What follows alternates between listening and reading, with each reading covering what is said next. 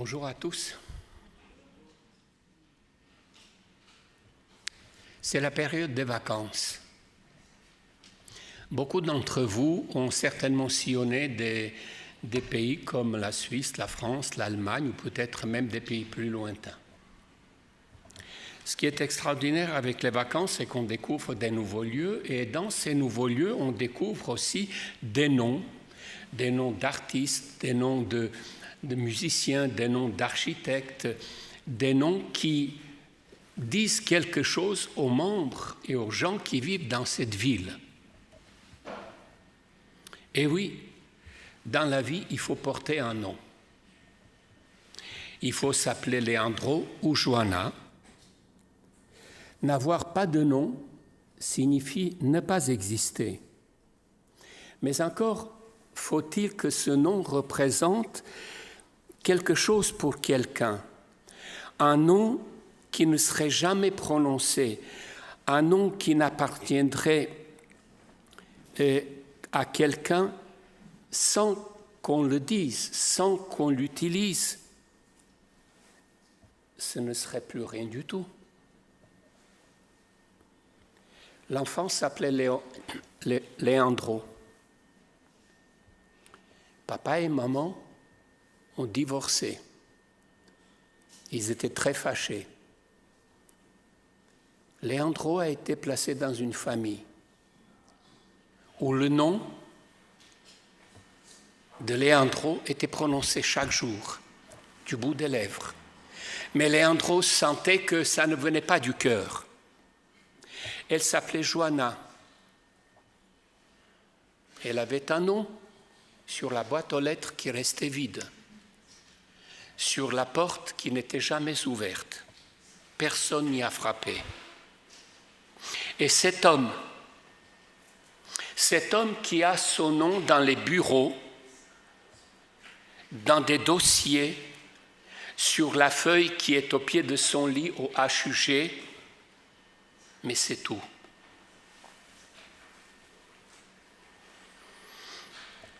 La pire chose, c'est de porter un nom qui n'est rien pour personne, qui ne fait pas battre le cœur de quiconque. Mais en réalité, ça n'existe pas. Il peut arriver que ce nom ne soit pas utilisé par les humains, mais il est toujours utilisé par Dieu. Il a une très belle image pour nous le dire. Quand il écrit à travers Ésaïe ces mots à Jérusalem, « Voici, j'ai écrit ton nom sur la paume de mes mains. Je pense à toi sans arrêt. » Voilà quelqu'un qui écrit notre nom sur la paume de ses mains. Chaque fois qu'il ouvre ses mains pour bénir, pour accueillir, il voit notre nom. «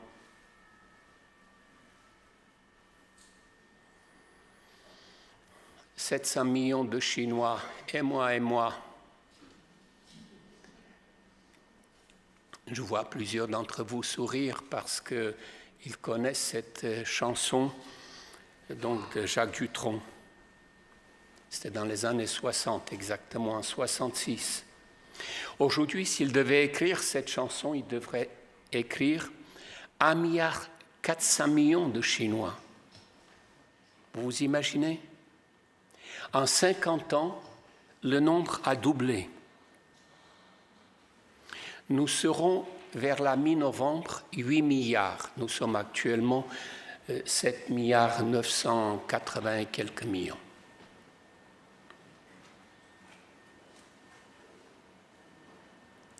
Et moi dans tout cela, un de plus ou un de moins? Quelle est ma place dans ce chiffre gigantesque entre ceux qui m'environnent et ceux que j'entoure? Ce matin, avec l'aide de la parole de Dieu, je voudrais voir avec vous quel est le regard que Dieu porte sur chacun d'entre nous. Vous voyez, dans les évangiles synoptiques, il y a très peu de prénoms ou très peu de noms. Que savons-nous des malades? Nous ne savons que leur misère. Le lépreux, l'aveugle de Bethsaïda, la veuve de Naïn. Mais pour Jésus, tous ces hommes et toutes ces femmes ne passent pas inaperçus. On décèle ici la grande sensibilité de Jésus quand il était parmi nous sur cette terre. Alors, je vais revenir quelques instants sur le texte qu'Evelyne nous a lu. Le paralytique de la piscine de Bethesda. Elle est de celles qui me parlent beaucoup. La scène se déroule à côté de Jérusalem, à Bethesda, une piscine. Ceux qui ont déjà visité, et je vois plusieurs visages qui ont été avec moi à cette piscine, où nous avons lu un texte, où nous avons vu ces galeries, il y avait de nombreux malades. Selon la tradition, le premier qui rentrait dans l'eau après que l'eau a été remuée était guéri. L'homme se tient à l'écart, mais Jésus le voit et il engage le dialogue. Veux-tu être guéri? Et cet homme de répondre, Maître, je n'ai personne pour me plonger dans la piscine. Je n'ai personne pour me plonger dans la piscine.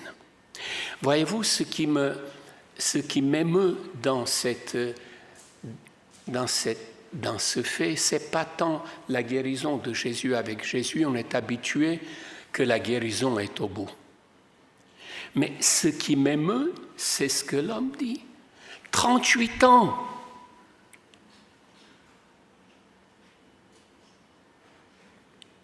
En 38 ans, il n'a trouvé personne pour l'aider à descendre dans la piscine.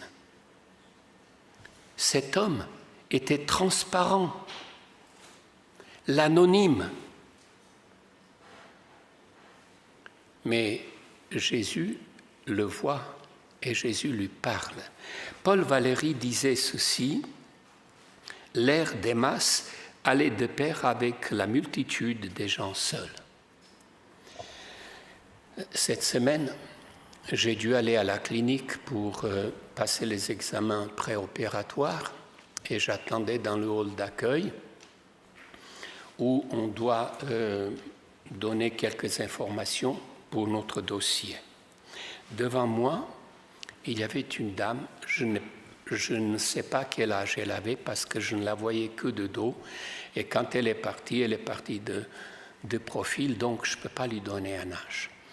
Mais ce qui m'a ému, c'est que la réceptionniste lui a demandé « Madame, pour le dossier, nous avons besoin d'une personne de confiance.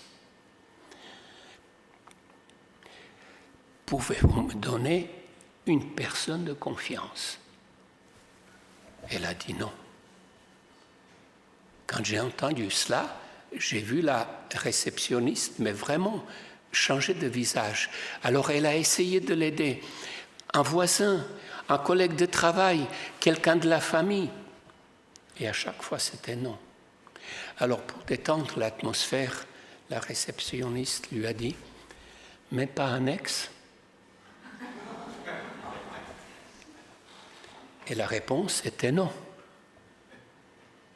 Vous vous imaginez, au XXIe siècle, vous devez donner un nom, un seul, et vous n'en avez pas. Quelle solitude. Ici, je voudrais faire une première préconclusion. La foi chrétienne, dans son ensemble, ne cesse de faire mémoire de tous les hommes et de toutes les femmes dont Dieu connaît la foi. Mais nous entrerons pour la plupart dans l'anonymat de l'histoire et nous serons oubliés des hommes après notre mort. Mais nous avons une place unique dans la mémoire de Dieu.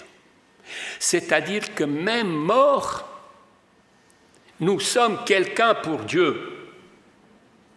Nous ne sommes plus rien pour personne. Personne ne se souviendra de nous.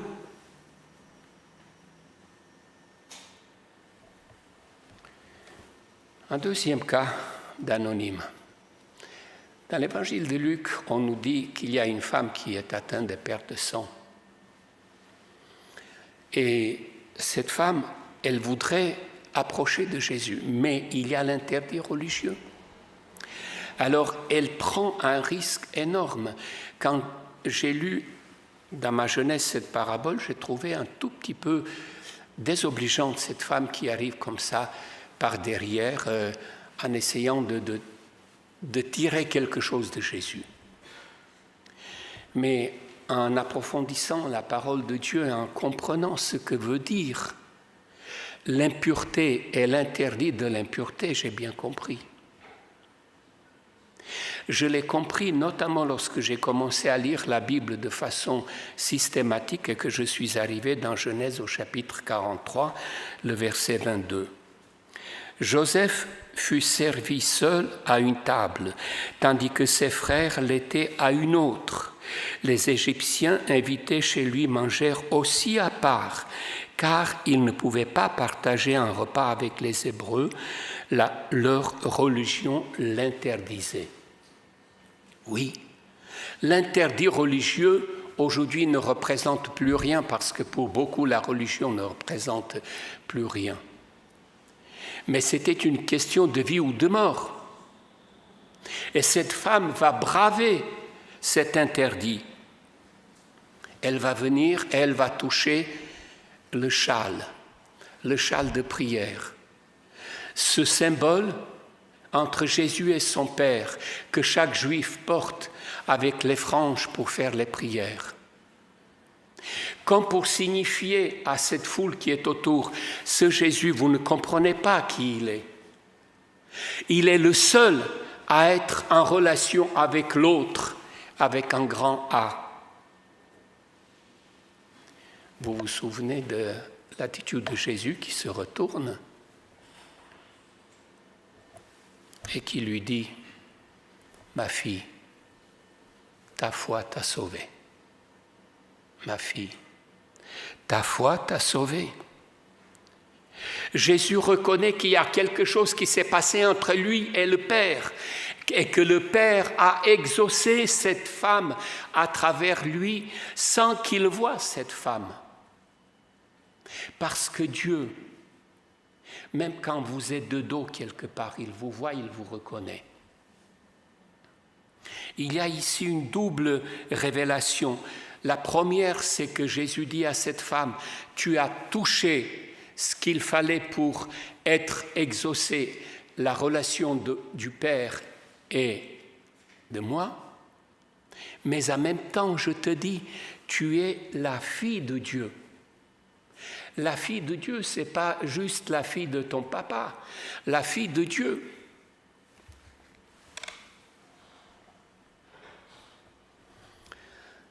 Je voudrais évoquer un troisième anonyme.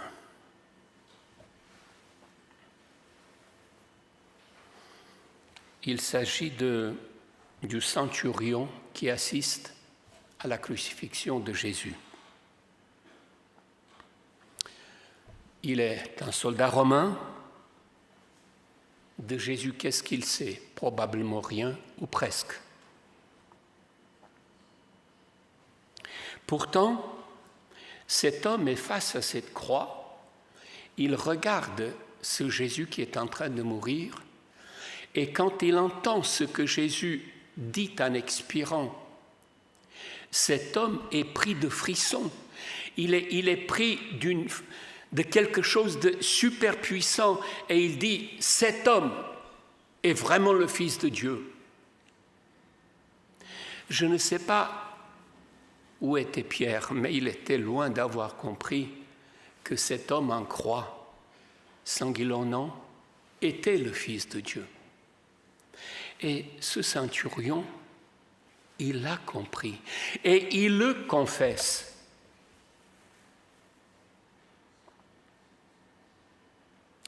je voudrais faire une deuxième préconclusion. Voyez-vous, chers frères et sœurs, il y a encore beaucoup de centurions qui ne sont pas passés par nos écoles de théologie, qui ne sont pas passés par nos écoles d'église, qui ne sont même pas passés par l'église, et qui pourtant un jour diront « cet homme est le Fils de Dieu ».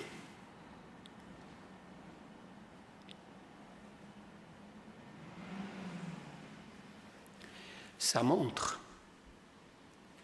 montre que Jésus n'est pas venu que pour quelques élus que nous pensons être là ce matin, mais qu'il est venu pour toute personne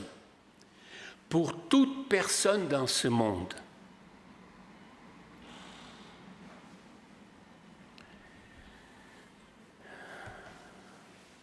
Ce qui est intéressant avec ces anonymes, c'est qu'ils rentrent en contact avec Jésus et ils disparaissent. Ils ne le suivent pas. Mais ces hommes et ces femmes, ces anonymes, ces transparents pour l'humanité, ont un jour ressenti dans leur cœur ce que veut dire que Dieu les aime. Je ne sais pas de quelle façon, mais ils l'ont ressenti. Je voudrais citer ici deux pères d'Église. Le père Bouillet qui dit « Ces hommes rappellent que Jésus a vécu son ministère sous le signe d'une très grande gratitude. Il a dit plus souvent « va » que « suis-moi ». Et le père Gérard Billon ajoute « Il nous invite à ne pas accaparer les gens, à ce qu'ils ne soient pas prisonniers de notre regard. »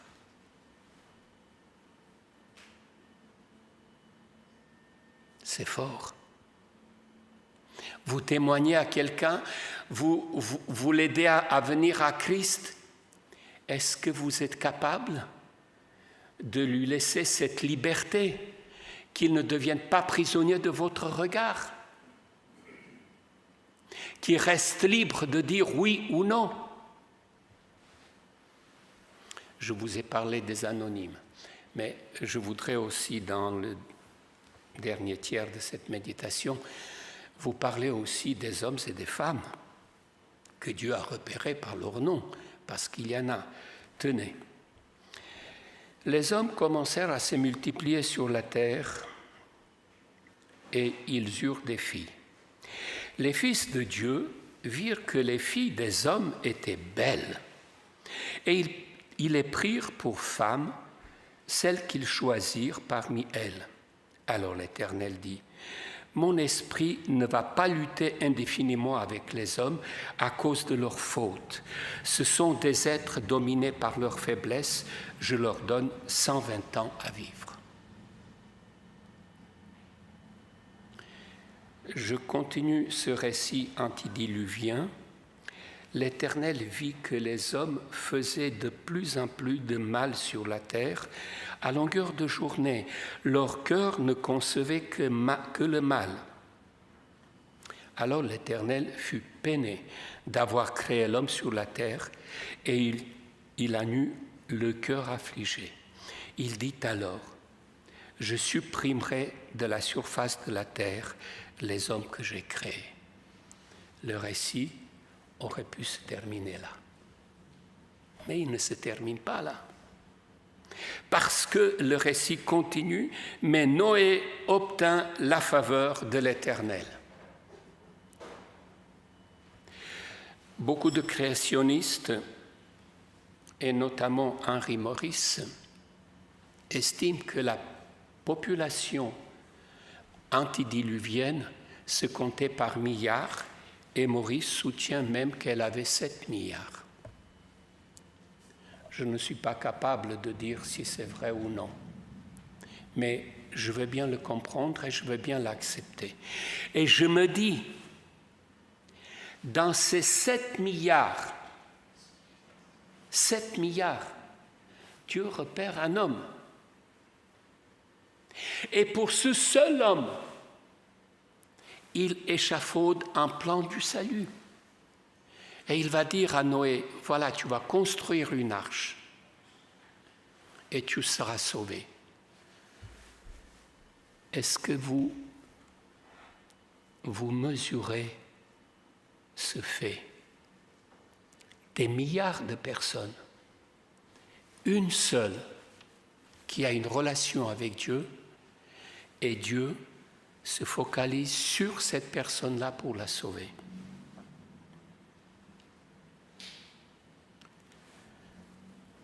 Je voudrais lire ici une citation d'Ellen White qui pour moi est une des citations majeures dans ses écrits. Le mystère de la croix explique tous les autres mystères.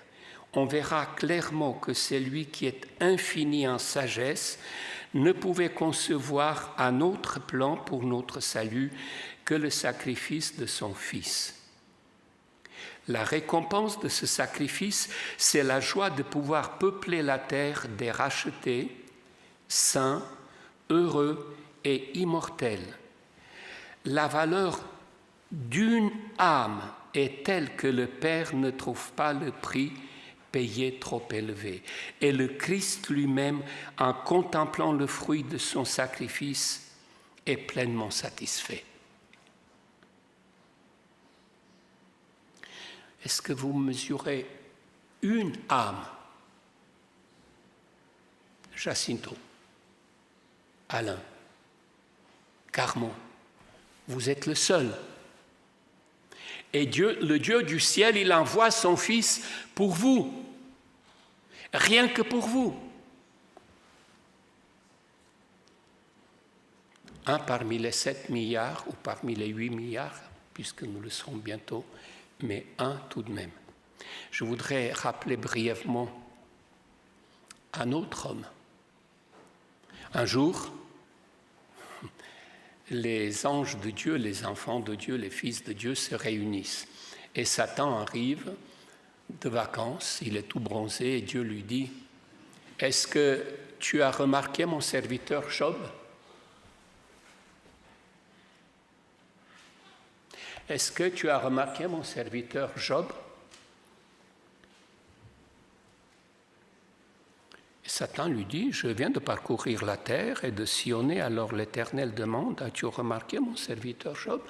Vous voyez, pour Satan, Job est transparent. Il ne fait pas partie de son groupe, il ne fait pas partie des siens. Alors il ne le voit pas. Mais Dieu, il le voit.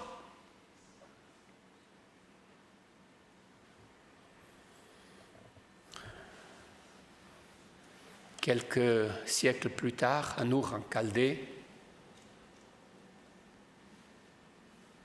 une des villes les plus grandes et les mieux bâties de la Mésopotamie, vit un homme au milieu du paganisme. Et cet homme s'appelle Abraham. Et Dieu lui dit, Abraham, sors de ce lieu, parce que je veux te sauver et je veux te donner une patrie, une descendance. Il est sans enfant. Abraham sort. Et vous vous souvenez comment ça a fini? Ça a fini par une descendance, ça a fini par une fidélité d'un peuple qui nous a transmis la parole de Dieu, à qui Dieu a révélé des choses. Un sur combien à Ur en Chaldée? Je n'en sais rien, mais un tout de même. Je voudrais maintenant vous laisser la parole à un jeune, parce que tout ça c'est bien joli, l'histoire. Mais on peut se dire qu'aujourd'hui, est-ce que Dieu agit encore? Alors, je lui laisse la parole.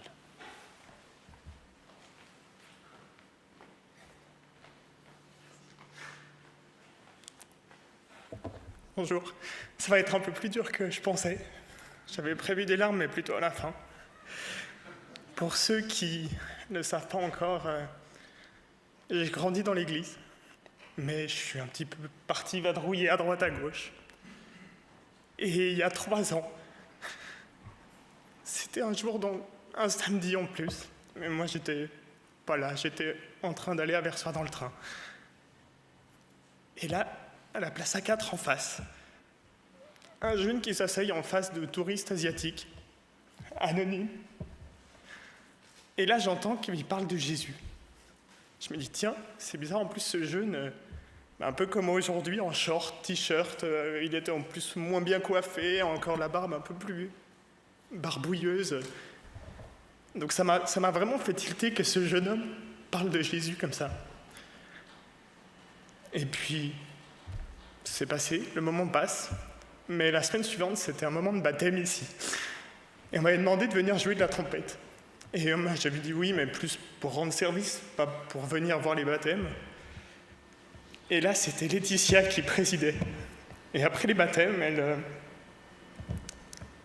elle fait l'appel au baptême, mais sans utiliser le mot du baptême. Je pense que ça m'aurait refermé.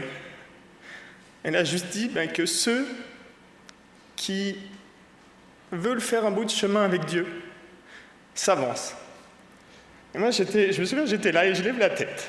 Et dans la galerie, derrière, je vois ce même jeune homme que j'avais vu une semaine avant dans le train parler de Jésus, qui est passé en haut. Je ne l'ai plus jamais revu après. Je ne sais pas qui c'était. Mais à ce moment-là, Laetitia a dit « Aujourd'hui, ouvrons nos cœurs ». Et là, je me suis dit « C'est toi, Jésus, c'est toi, Seigneur, qui viens me parler aujourd'hui ». C'est pour ça que ça m'émeut particulièrement ta prédication, parce que je fais partie de ce 1 sur 7 milliards. Et depuis, là, j'ai pu cheminer avec Zoran.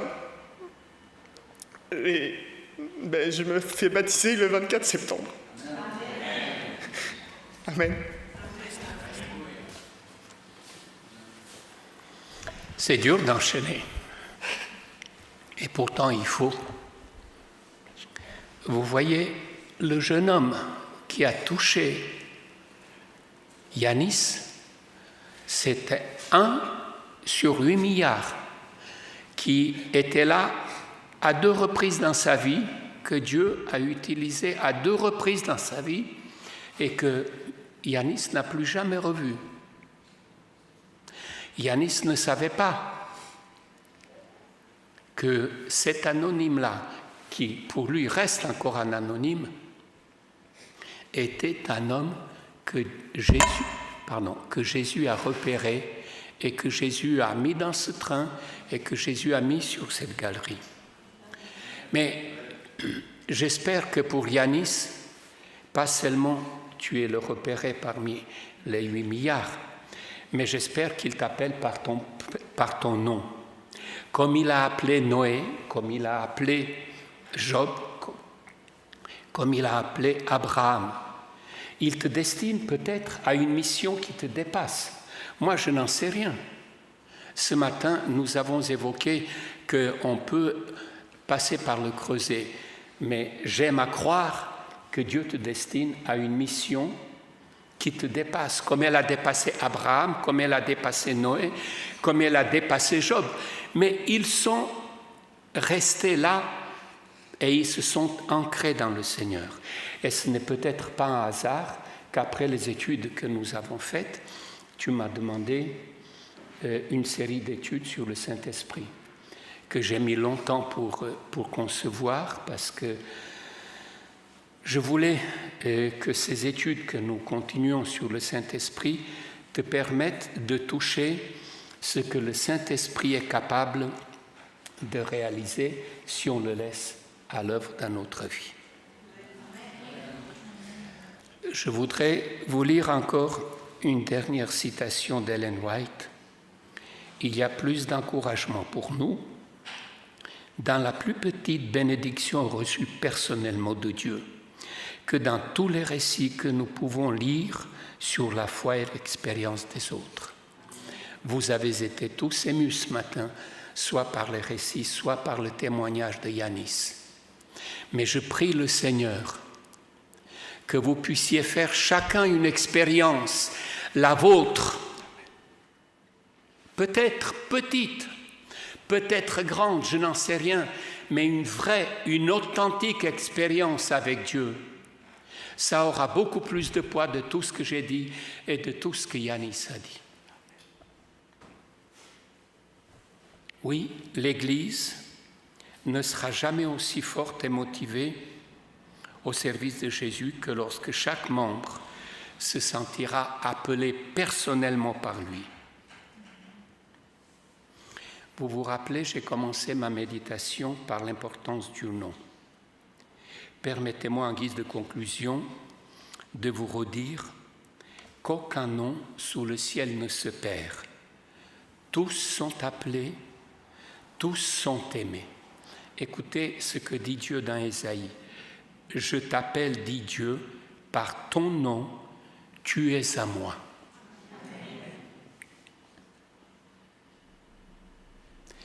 Ce texte n'est pas que pour moi, il n'est pas que pour Yanis, il est pour chacun d'entre vous. Je t'appelle, dit Dieu, par ton nom, tu es à moi.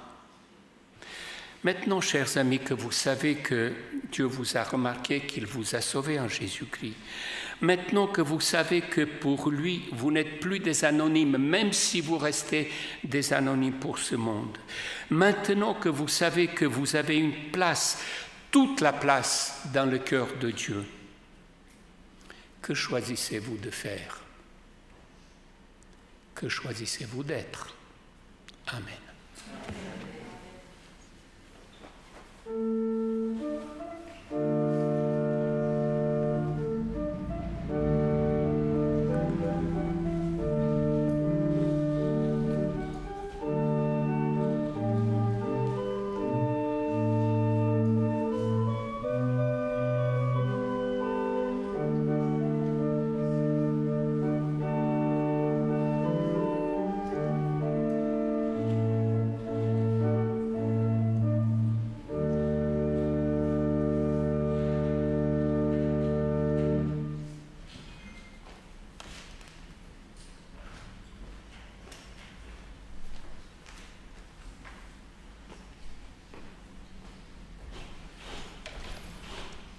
En effet, c'est par la grâce que vous êtes sauvés, par le moyen de la foi. Et cela ne vient pas de vous, c'est le don de Dieu. Comme on n'arrive pas à comprendre la grâce de Dieu, je vous invite à vous lever et de la chanter. Comme ça va nous intéresser plus. Levons-nous, chantons le cantique 297, Immense grâce.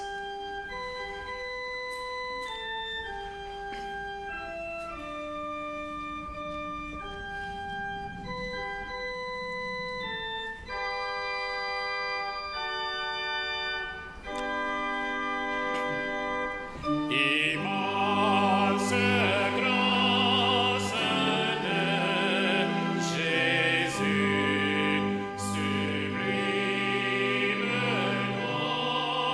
de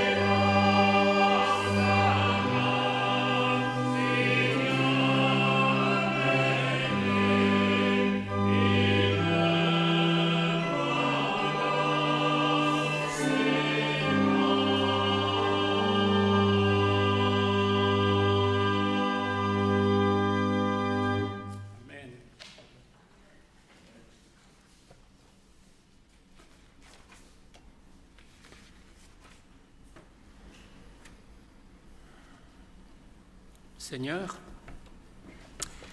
je suis né dans un pays loin d'ici. Mon nom de famille et mon prénom étaient familiers là-bas. Mais quand je suis arrivé ici, j'ai reçu des courriers qui avaient plein de fautes d'orthographe dans mon nom et dans mon prénom. J'ai pu découvrir une centaine de variantes. Une centaine de variantes parce que ceux qui ont écrit ce nom et ce prénom, ils ne me connaissaient pas, nous n'avions aucune relation. Mais ceux que j'ai connus qui étaient des amis, eux, ils n'avaient pas de soucis. Seigneur, tu orthographies le nom de chacun d'entre nous correctement. Tu l'orthographies correctement parce que tu nous aimes et que tu l'as inscrit dans ton cœur. Je voudrais te dire merci pour cela. Je voudrais te prier que chaque personne ce matin présente ici ressente cet amour que tu as pour elle.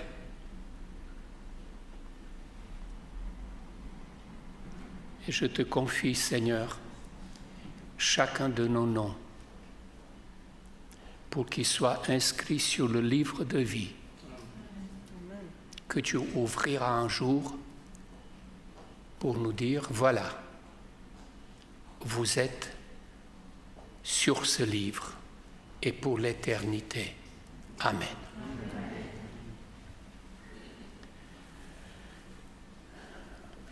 Je voudrais demander au Père, au Fils et au Saint-Esprit d'être avec chacun d'entre vous, personnellement, individuellement, au fond de votre cœur, pour que vous sentiez sa présence et son soutien tout au long de votre vie. Amen.